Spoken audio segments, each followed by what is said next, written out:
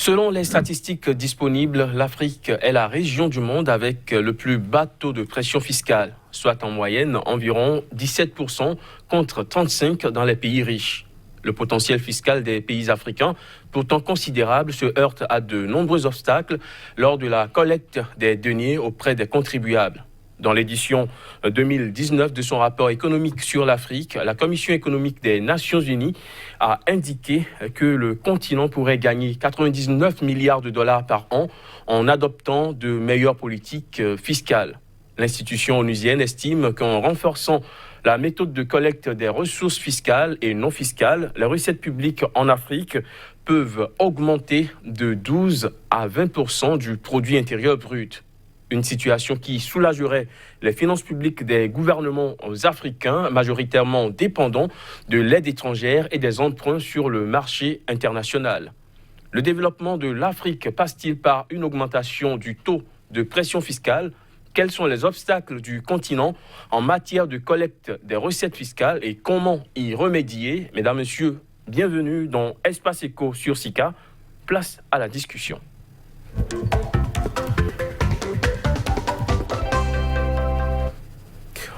Pour ce numéro, j'ai le plaisir d'accueillir Rodrigue Raoul Rustico. Bonjour. Bonjour, cher ami. Bonjour, amis téléspectateurs. Analyste financier, fiscaliste, auditeur, comptable senior. Vous êtes également l'associé gérant du cabinet Finis Management à Cotonou, au Bénin. Bienvenue. Merci, c'est moi. Également sur ce plateau, Casimir Pédior, bonjour. Bonjour Crépi, bonjour chers téléspectateurs. Journaliste économique, vous êtes le directeur de publication du quotidien d'information économique Nouvelle Économie qui paraît à Cotonou au Bénin. Casimir Pédior, merci d'être sur ce plateau. Mais avant d'évoluer dans cette émission, je vous propose d'aller suivre ce reportage et on revient juste après pour le décryptage. Adopter de meilleures politiques fiscales pour booster le développement de l'Afrique. C'est à cet exercice que la Commission économique des Nations Unies pour l'Afrique convie les pays africains. Selon la CEA, le continent noir pourrait gagner jusqu'à 99 milliards de dollars par an dans ce secteur. L'institution soutient qu'une amélioration des politiques fiscales africaines pourrait faire croître le produit intérieur brut du continent de 4,6%, ce qui soulagerait les finances publiques des gouvernements africains dans un contexte d'accélération des investissements en Afrique. En effet, beaucoup de pays africains restent majoritairement dépendants de l'aide étrangère dans un contexte où de nombreux projets de développement foisonnent sur le continent. Par ailleurs, la vague des émissions d'obligations enregistrées ces dernières années fait peser des pressions sur les finances publiques principalement en raison du poids de plus en plus important de la dette continentale.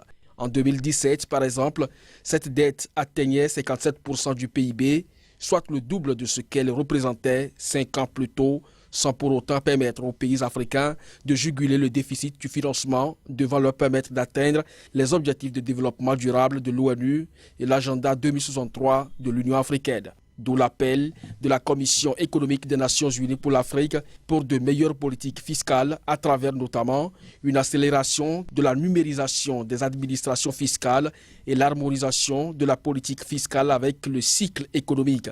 Pour la CEA, les recettes publiques sur le continent peuvent augmenter de 12 à 20% du PIB si la méthode de collecte des ressources fiscales et non fiscales était renforcée. Voilà, l'Afrique subsaharienne représente encore une région où l'imposition est relativement faible et le système fiscal, les systèmes fiscaux sont peu efficaces. C'est ce qu'on peut retenir de ce reportage qu'on vient de suivre, Raoul Rustico. Oui, c'est la réalité.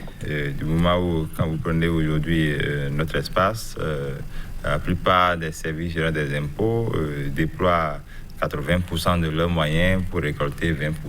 Vous voyez, donc le principe de Pareto fait qu'aujourd'hui, il faut revoir la politique de mobilisation des ressources et cela est vraiment important si on veut vraiment aspirer à avoir des budgets un peu ambitieux. Donc, tout au long de ce débat, je pense que nous allons aborder un peu les mesures à mettre en place pour pouvoir stimuler et activer vraiment une bonne politique de mobilisation des ressources fiscales. Casimir Pédior, vous avez également suivi avec nous ce reportage.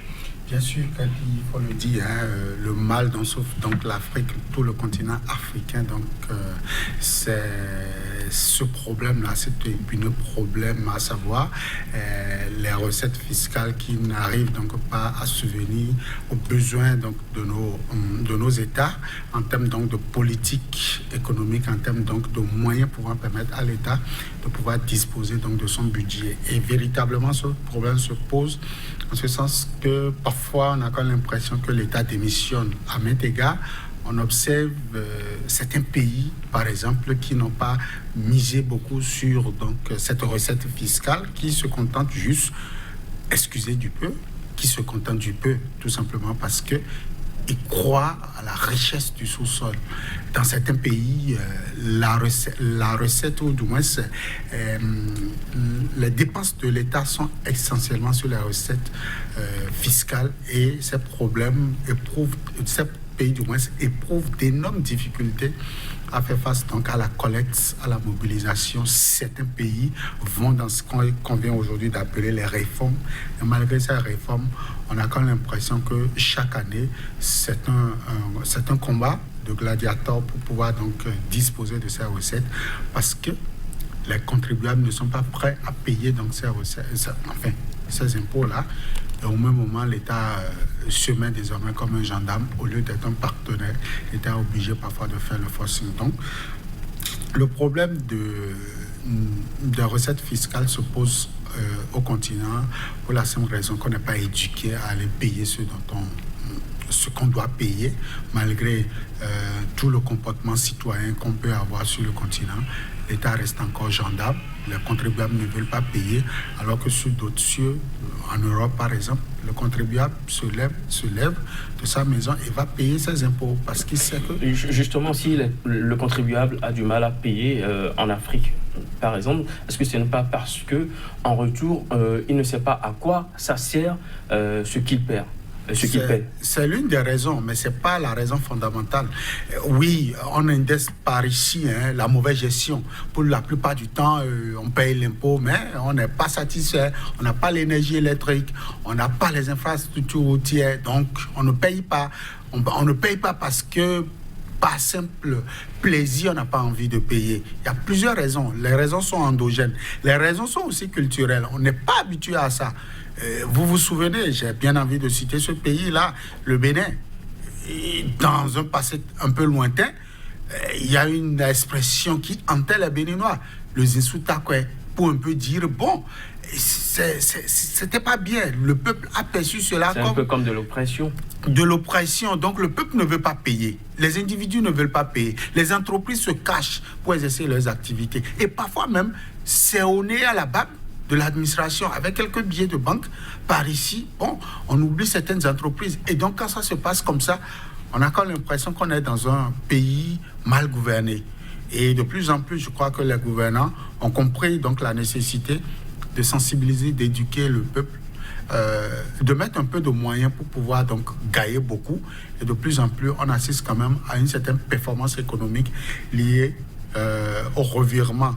Vous avez un pays comme le Bénin où, par exemple, pour le compte de l'année 2018 ou 2017, où je peux encore remonter, la recette, la régie des impôts prend le dessus sur la régie des douanes. C'est un peu paradoxal, on peut se dire, mais c'est une réalité. Ça veut dire, si la volonté politique y est, si l'engagement citoyen y est, l'État peut disposer bel et bien de ces recettes. Pourquoi pas pour mener à bien sa politique de développement. Alors, Raoul Rustico, si les populations ressentaient une amélioration de leurs conditions de vie dans les pays où ils vivent et que l'État se faisait le devoir de les sensibiliser, de leur expliquer le bien fondé du paiement des impôts, est-ce que cela n'améliorerait pas la chose? Oui, la réponse est oui. Vous savez, quand on parle d'impôts, il faut que les gens comprennent un tout petit peu. Lorsque vous payez vos impôts normalement, ce à quoi est destiné l'impôt que vous payez, a priori, on ne peut pas vous le dire. Tout de suite, ce n'est pas possible. Mais après, on peut vous expliquer à quoi ça sert. Après, un peu et c'est ce qui manque sur le continent. On communique alors autour de la politique de mobilisation des ressources, ce qu'on a fait avec les ressources là. Vous voyez. Et lorsque vous mobilisez par exemple des ressources d'ordre de redevance par exemple, Là, on sait déjà à quoi c'est destiné. C'est comme dans ce pays, le Bénin, où on avait augmenté les frais de péage. Ces redevances-là, on sait que a priori, c'est pour entretenir le réseau routier. Parce que là, on connaît la destination. Mais au niveau de l'impôt, on ne connaît pas encore la destination. Mais l'autre chose qu'il faut faire comprendre aux contribuables, c'est que tout ce que nous vivons aujourd'hui sur le plan de la fiscalité, c'est lié à notre régime fiscal. Notre régime fiscal est un régime purement déclaratif, où on ne vous demande pas vous, mais on ne vous met pas une pression, vous demandez de venir déclarer votre niveau de revenu. C'est à vous-même qui allez vous lever de façon délibérée pour vous rapprocher de la direction des impôts pour déclarer votre revenu. Ça, c'est au Bénin. C'est ça.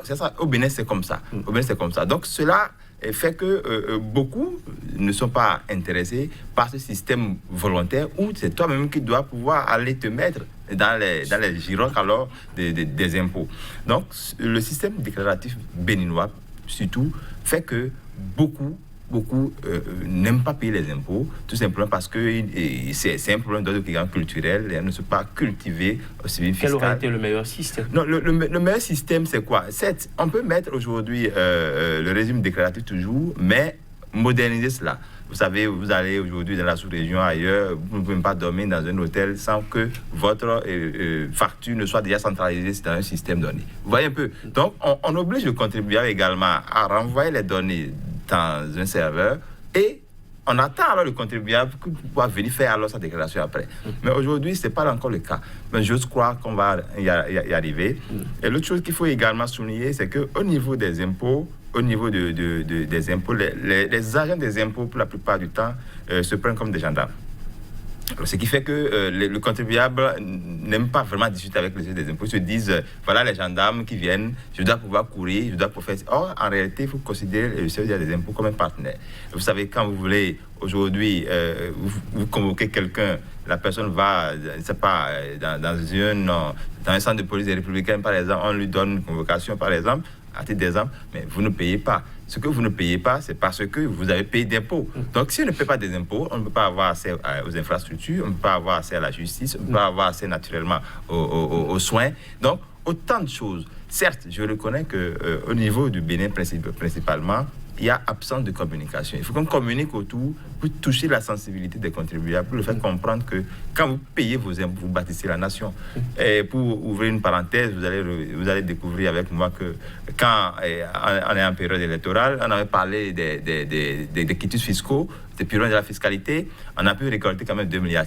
Vous voyez que c'est beaucoup d'argent. Mais ces 2,7 milliards vont être orientés dans les dépenses publiques, et donc c'est pour vous dire qu'il faut des mesures pour pouvoir capter les recettes fiscales et les recettes non fiscales. Donc c'est très important.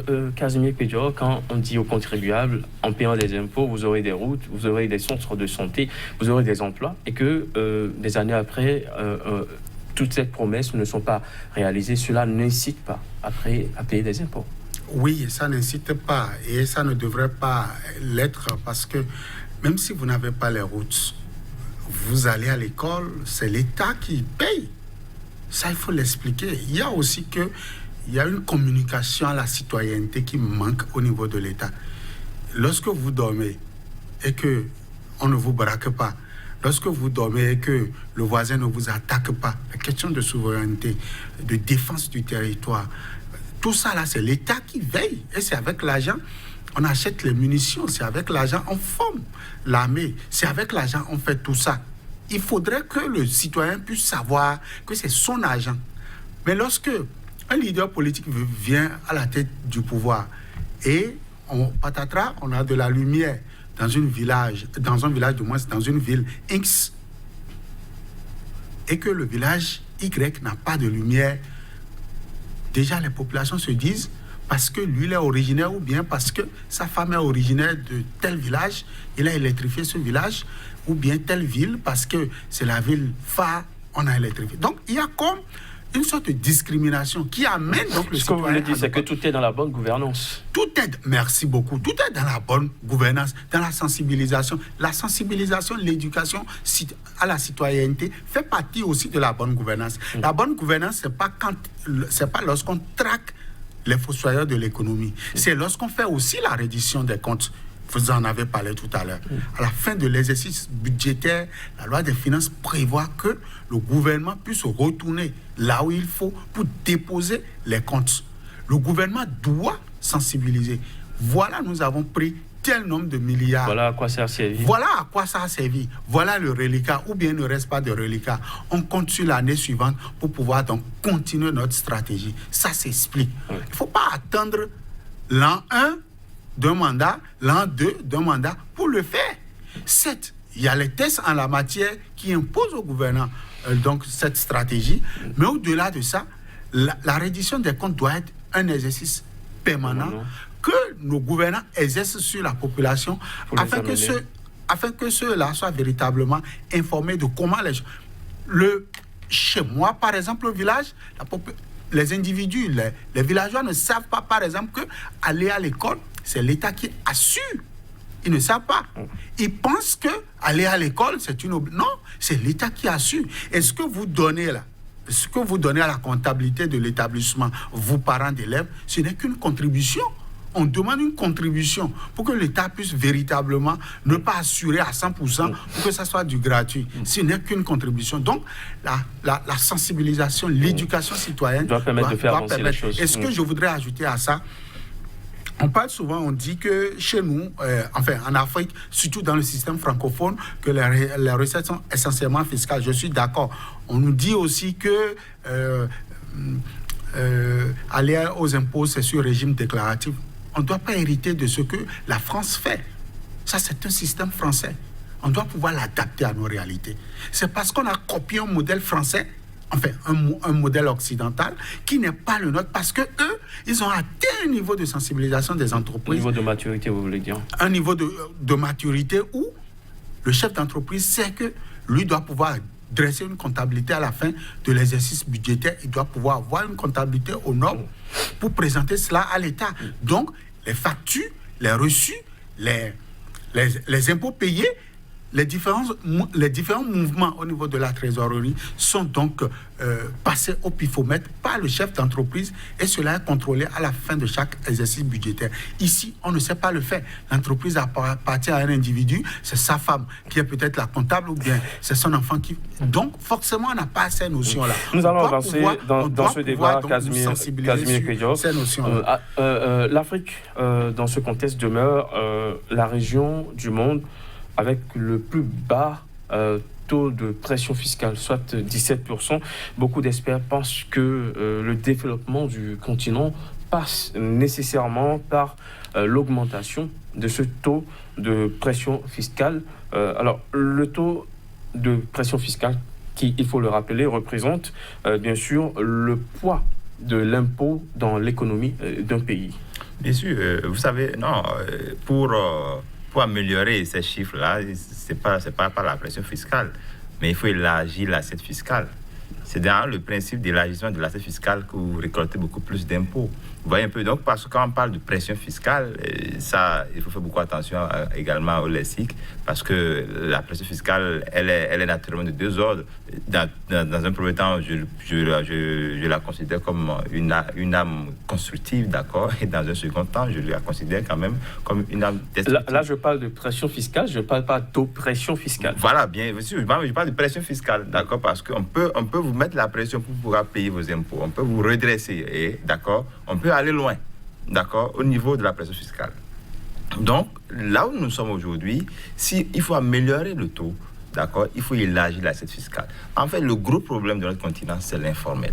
Parce que l'informel engrange une grande bonne partie, d'accord, de nos ressources. Beaucoup de personnes sont dans l'informel et ne payent pas les impôts. Malgré les politiques fiscales que nous développons pour adapter nos différentes économies à l'évolution de la fiscalité, on ne parvient pas encore à capter une bonne partie de l'informel. Donc l'informel aujourd'hui échappe à près de 90%, d'accord, au fisc. Donc ce qu'il faut faire, c'est d'élargir l'assiette fiscale. Et en élargissant l'assiette fiscale, on aura beaucoup plus de contribuables qui vont payer et l'impôt aura beaucoup plus de recettes. Donc le gros problème, c'est au niveau de comment faire pour régler avec l'informel. Parce que l'informel, c'est une boîte à Pandore aujourd'hui. Vous prenez le cas du Bénin, on n'en parlons pas. Même dans la sous-région, l'informel est là parce que les gens ont peur d'aller vers le système formel. Voilà, le système formel, parce que le système formel a un coût qu'il faut supporter. Vous voyez, quand vous êtes dans l'informel, vous n'avez pas d'obligation, hein, vous n'avez pas de compte à rendre à quelqu'un, à part vous-même. Mais quand vous êtes alors formalisé, automatiquement, vous comprenez avec moi que vous avez des obligations comptables, des obligations fiscales, des obligations sociales, et du coup, vous devenez alors une société responsable. Donc, de l'autre côté, il n'y a pas cette contrainte-là. Donc, l'un dans l'autre, il faut tout simplement qu'on parvienne à régler le problème de l'informel, à trouver des politiques fiscales plus adaptées. Pour avoir fait un peu la sous-région, par exemple, je vous dis, il y a un pays de la sous-région où, pour les producteurs, les politiques sont dans l'informel.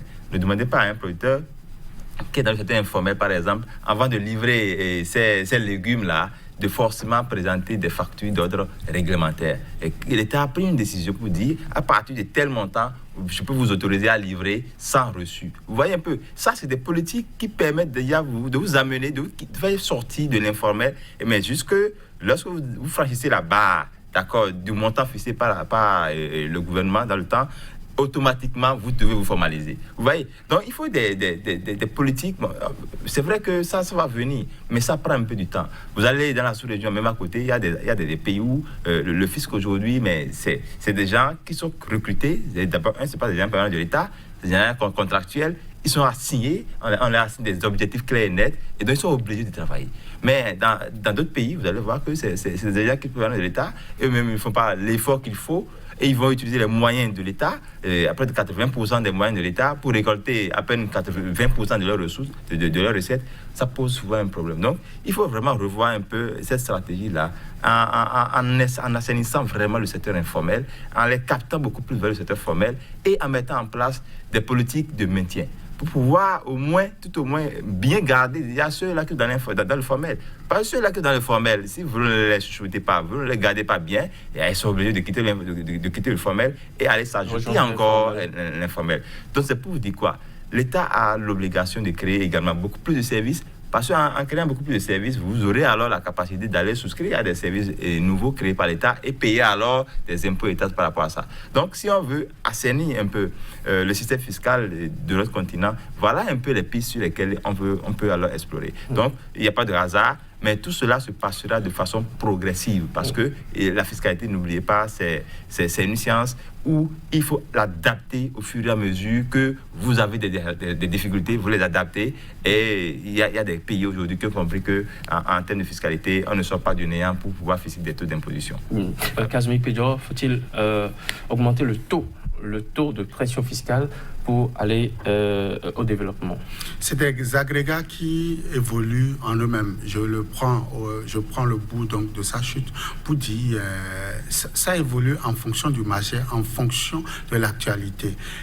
On ne décide pas de l'augmenter, mais on améliore les conditions donc d'exercice de l'activité économique, et vous allez voir ces agrégats évoluent d'eux-mêmes de façon naturelle. Il faut assainir, oui, je suis d'accord avec l'expression. Il faut ramener l'informel au formel.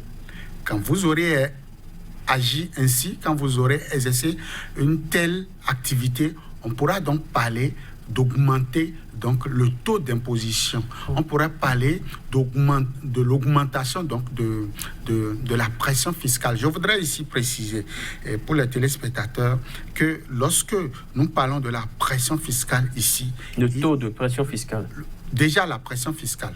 Déjà la pression fiscale, il ne faut pas confondre ce jargon économique avec ce qu'on peut y voir comme menace, comme moyen répressif, comme donc ce côté négatif donc de la chose. La pression fiscale paraît aujourd'hui comme le mécanisme par lequel l'État définit un panier de sa fiscalité, où l'État dit voilà l'ensemble de ce que moi j'ai dans mon assiette, enfin dans mon panier fiscal, et voilà comment je parviens donc à obtenir.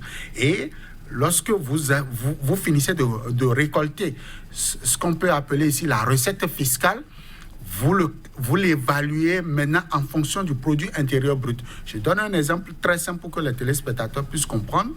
Vous avez produit de la richesse à hauteur de 1000 francs CFA. L'État dit sur les 1000 francs que vous avez collectés, moi je veux percevoir 150 francs pour pouvoir donc relancer l'activité, pour pouvoir vous garantir la sécurité, pour pouvoir vous garantir l'accès à la justice, tout ça. Donc je perçois donc 150. Ça tourne autour donc de 15%. C'est ce que ça veut dire. Et donc, après avoir produit 1000 francs, vous vous engagez à aller payer 150 francs CFA à l'État. Alors, cette politique de l'État constitue donc ce panier dont je parle. Alors, lorsque l'État aurait collecté chez chaque individu, voilà, j'y arrive, tout ça, 150 par ici, 100 francs par là, 250 par ici, à la fin donc de l'exercice budgétaire annuel, l'État calcule cela en fonction de tout ce que tout ce que le pays a produit au cours de cette même année.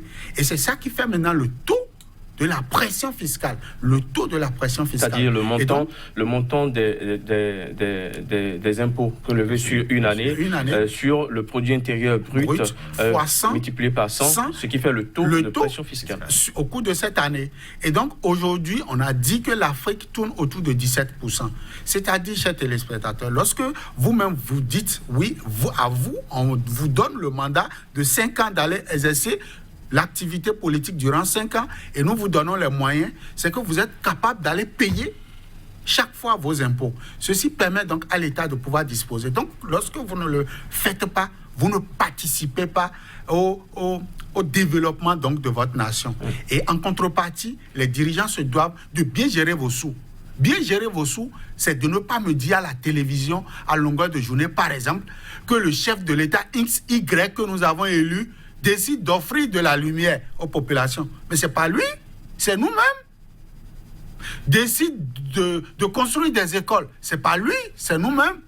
Et donc, lorsqu'on est en train de faire ça, on participe donc à la vie économique du pays. Et donc, augmenter ce taux-là, augmenter cette assiette, c'est possible. Il reviendra à l'État, lorsque l'État perçoit donc ces 150 francs chez chacun, l'État doit pouvoir réinvestir pour que mon activité puisse connaître un boom, puisse évoluer.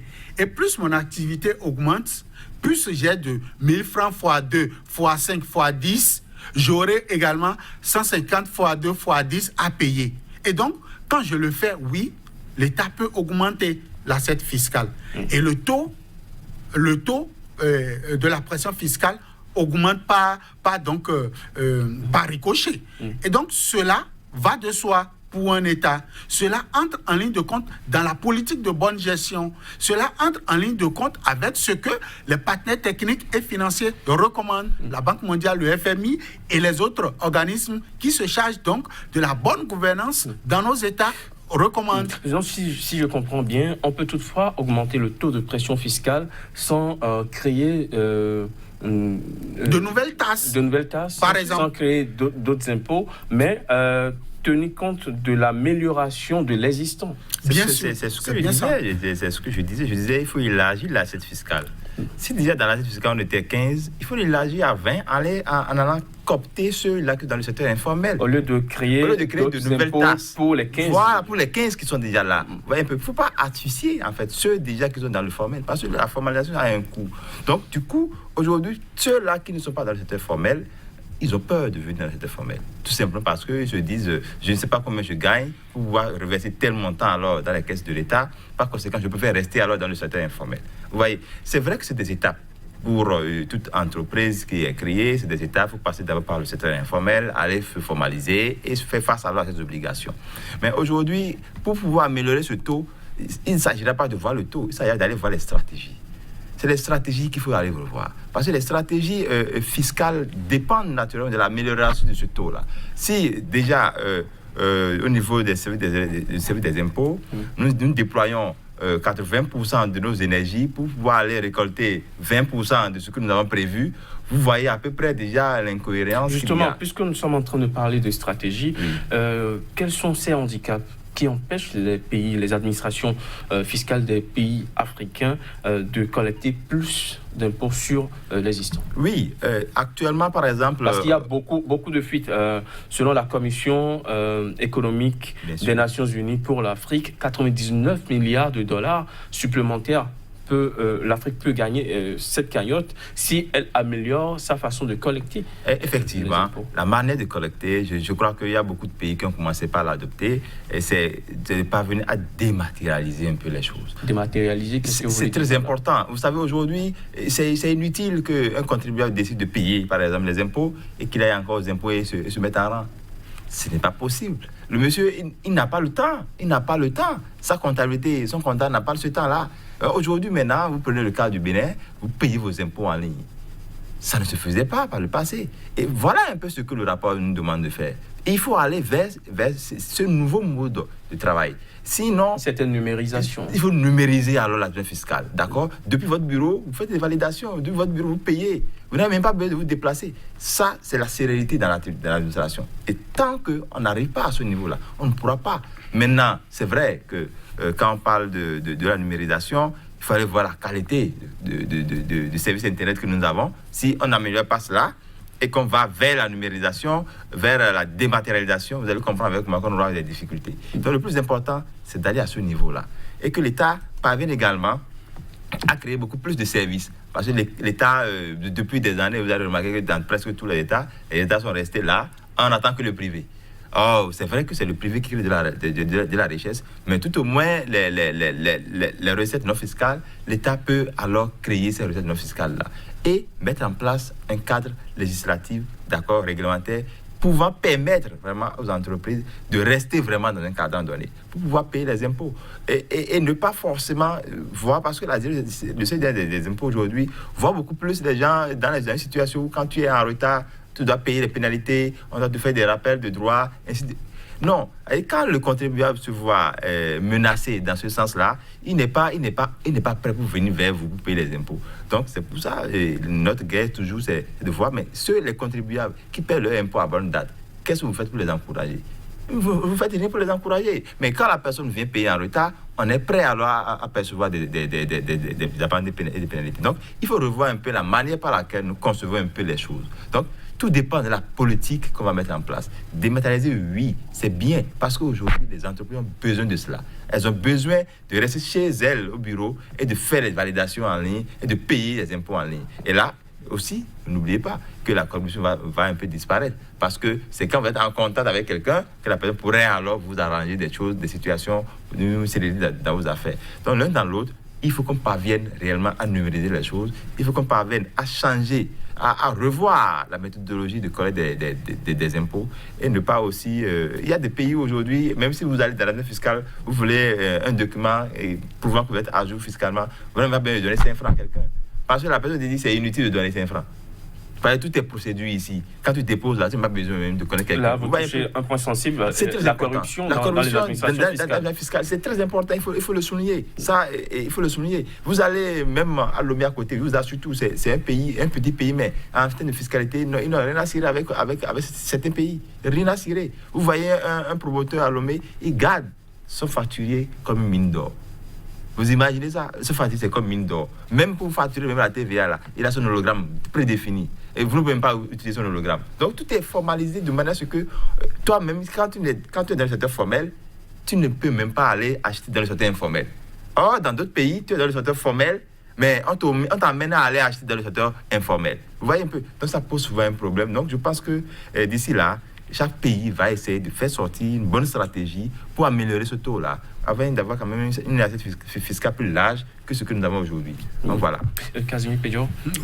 J'ajoute, j'aime toujours le prendre le bout de sa chute.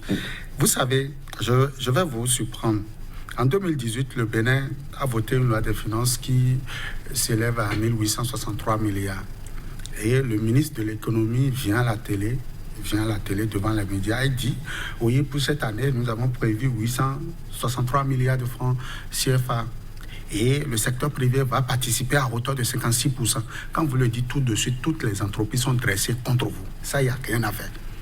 Il n'y a rien à faire. Et tout le monde appelle son comptable pour dire, fermez-moi les vannes, faites ceci, faites cela. Parce que là, la pression, en fait, l'oppression vient. L'oppresseur veut venir. Mais au même moment, ce même gouvernement, un autre ministre vient et dit « Nous avons prévu 450 milliards de francs CFA pour le social. » Ce qu'ils appellent social, c'est ce qu'on appelle ici l'inclusion économique. Mais pourquoi ne pas dire aux jeunes entreprises, aux moyennes entreprises et aussi aux grandes entreprises que nous avons 450 milliards à distribuer au secteur privé? Venez chercher. Mais en venant, ils sont obligés d'aller se formaliser. C'est aussi simple et banal. On n'a pas besoin de faire la Harvard, de faire les grandes écoles d'économie pour comprendre ce système-là, pour comprendre que la communication est au cœur. Ça, j'ai donné cet exemple. Je compare maintenant le Bénin au Togo. Le Togo, aujourd'hui, vous vous installez aujourd'hui au Togo. Le code des impôts vous donne certaines facilités. Telles que, par exemple, les jeunes entreprises ont jusqu'à 2 ans, 3 ans pour commencer par payer véritablement ce qu'ils doivent à l'État. Et quand vous êtes décidé à aller à un niveau supérieur, vous avez plus d'avantages. Et or, au Bénin, ici, on vous met davantage encore la corde au cou. Entre le Bénin et le Togo, en tant que Libanais, j'ai choisi le Togo. Je peux être au Togo et envoyer mes marchandises de façon frauduleuse. Donc, il ne faut pas que quand on parle du secteur informel, qu'on pense que c'est seulement ceux qui n'ont pas été à l'école, c'est ceux qui sont dans les villages, que c'est nos mères qui donc fonctionnent au marché d'Antokpa. Non, ce n'est pas du tout ça. C'est aussi ces grosses entreprises qui veulent frauder, tout simplement parce que les conditions donc fiscales ne permettent pas à l'entreprise. Parce que, dites-moi, quel opérateur économique veut perdre? Tout le monde veut gagner. Tout le monde veut gagner. Donc, véritablement, il faut que l'État puisse être partenaire. Il faut que l'État puisse être partenaire. Deuxième chose, il faut qu'en dehors de ce partenariat qu'il doit avoir entre les entreprises, qu'on puisse assister à de la sincérité. Parfois, le chef d'entreprise avait peut-être à payer peut-être 1,5 million. Mais parce que les agents des impôts ont fait leurs calculs à leur manière, et qui sont venus annoncer peut-être 10 millions, 20 millions. Et le bonhomme, il tombe des nuits. Il ne comprend pas. Et il est obligé de rentrer en négociation avec ses inspecteurs, ses agents des impôts, pour revoir le montant à la baisse. Sur quelle base? On ne sait pas. Et donc, sur négociation, on finit par lui dire, bon, ok, on est prêt à te ramener ça à 5 millions. Mais nous, tu vas nous payer peut-être 2 millions ou 5 millions. Donc la question de la mauvaise gestion, la dématérialisation, il a dit quelque chose de comme ça, si vous permettez l'expression, un début de quelque chose a commencé dans l'administration. Mais ce n'est pas encore ça, parce que le matériel ne répond pas encore. Les techniciens ne maîtrisent pas encore ce domaine-là. Et pour terminer, vous allez voir le secteur de la pharmacie au Bénin, en Afrique de façon globale, vous allez voir, ils sont déjà en avance. Il y a des logiciels de comptabilité qui sont à la caisse lorsque vous payez. C'est l'ordinateur qui vous sort un petit truc là, en papier, pour vous notifier ce que vous avez acheté. Et vous prenez ça sous forme de reçu. Et c'est comptable. Pourquoi ne pas étendre ce système aux autres opérateurs économiques, aux autres secteurs, enfin, à tout généraliser cela au niveau de ça que parlait Rustico tout à l'heure en parlant de la numérisation de l'administration. Voilà, la dématérialisation. Et ceci permet donc à l'État de venir collecter donc les bases de données pour que véritablement l'opérateur économique puisse savoir exactement ce qu'il a à payer et que l'État aussi sache qui sont véritablement ceux qui exercent. Parce qu'ils sont nombreux. Hein. Ils sont nombreux, ces communautés qui vivent en Afrique et qui ne veulent pas payer leurs impôts. Dites-nous, mais une trop forte pression fiscale ne risque-t-il pas de défavoriser les investissements finalement? Parce que il faut reconnaître qu'il n'y a que les investissements pour générer des ressources. Naturellement, vous savez, c'est pour ça que nous avons quand même le code des investissements qui favorise un peu quand même les investissements. Et lorsque vous voulez améliorer ce taux et que vous n'agissez pas sur les investissements directs étrangers, c'est que vous ne pouvez pas agir sur ce taux-là. C'est-à-dire que lorsque vous voulez améliorer ce taux d'accord de pression fiscale, vous êtes obligé de favoriser beaucoup plus les investissements directs étrangers. Vous êtes obligé de favoriser les investissements locaux. Sinon, ce n'est pas possible parce que c'est de l'investissement en réalité qu'on peut créer de la richesse. Et c'est sur la richesse créée, naturellement, qu'on collecte ces impôts-là. Donc, si vous voulez améliorer ce taux, vous êtes obligé alors de mettre en place des conditions favorables aux investissements. pour favoriser les investissements, vous allez alors rapidement améliorer ce taux-là. Parce que quand la personne investit, la personne va produire, la personne va embaucher naturellement, va distribuer et relancer la consommation. Et tout ça, c'est des individus qui sont sur la chaîne de production, du début jusqu'à la fin. Vous voyez avec moi. Et tous ceux-là qui seront employés dans ces genres d'entités vont percevoir des salaires, vont payer les impôts sur les salaires, et l'entreprise va réaliser des bénéfices, payer les impôts sur les bénéfices. Vous voyez un peu, c'est tout un lot, c'est toute une chaîne. Et on ne peut pas alors enlever un élément seulement de la chaîne. Et donc, pour améliorer ce taux, on a besoin naturellement d'agir sur les investissements. Si on n'agit pas sur les investissements et on pense qu'on va seulement agir sur la consommation, vous voyez, on va toujours assister à la même chose. Parce que nous sommes beaucoup plus, la plupart de ces pays-là, de notre espace, nous sommes pratiquement des pays de services. Des pays de service. Or, vous savez, on ne peut pas développer l'économie à base du service. Le service, c'est précaire. Le service n'est pas durable. Vous voyez un peu. Il faut aller vers les investissements, actualiser les investissements, stimuler les investissements pour qu'on puisse vraiment avoir une pérennité dans la collecte des impôts. Pendant ce temps, il y a une taxe que les États africains ont du mal à collecter, c'est la taxe foncière. Oui, la taxe foncière. Alors que l'immobilier est en plein boom sur le continent. Bien sûr, c'est en plein boom sur le continent. C'est vrai, la taxe immobilière, tout ça, si on ne peut pas les collecter, c'est tout simplement à cause du nouveau régime fiscal qui est déclaratif. Parce que vous savez, la terre appartient à l'État, dit-on. Si l'État était à un niveau de numérisation avancé, d'accord, lorsque vous faites des acquisitions, lorsque vous commencez par construire, on vous demande les documents administratifs, vous devez être déjà dans une base de données. Et donc, permettre déjà à l'État même de vous envoyer déjà des avis d'imposition sans que vous ne veniez. Enfin, il faut changer les données. Il faut changer les données. On ne doit plus rester dans la mesure où c'est le contribuable qui doit venir vers le chef des impôts. Il leur dit, bon, j'ai une maison dans tel quartier, mais je n'ai pas encore payé les impôts. Envoie-moi ce que je dois pouvoir payer. Ça devait être une manière le contraire. C'est-à-dire harmoniser un peu les politiques en interne, mettre en place des bases de données, envoyer directement des avis au contribuable et le contribuable viendra vers vous. Vous voyez un peu pour payer. Donc, c'est souvent le contraire. C'est à ça qu'on assistait. C'est pour ça en réalité que cette taxe-là pose un problème. Et là, il faut associer également, notamment dans le cas du Bénin, il faut associer les collectivités locales.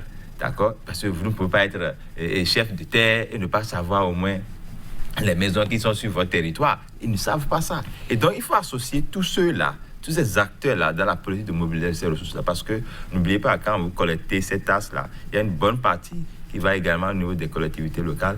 Et donc, il est important de mettre en place une bonne politique, une bonne démarche pour faciliter la collecte de ces impôts-là. Ne pas attendre forcément que le propriétaire d'un bâtiment, le propriétaire d'un terrain vienne déclarer que j'ai un bâtiment, j'ai un terrain. Non, il faut aller vers l'information au lieu d'attendre que l'information vienne vers vous. Et ça, c'est très important en la matière, sinon nous allons toujours rester en arrière. On a l'impression qu'il se pose également un problème de formation des fonctionnaires de ces administrations fiscales.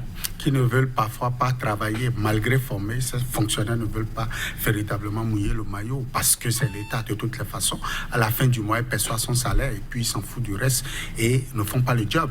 Et c'est pourquoi vous allez voir de plus en plus dans nos États, il y a donc des structures parallèles, il y a donc des fonctionnaires externes qui viennent donc accompagner l'État dans ça, parce que eux au moins ils ont un cahier de charge, ils ont un rendement, ils ont donc forcément un résultat à présenter donc à leurs partenaires directs.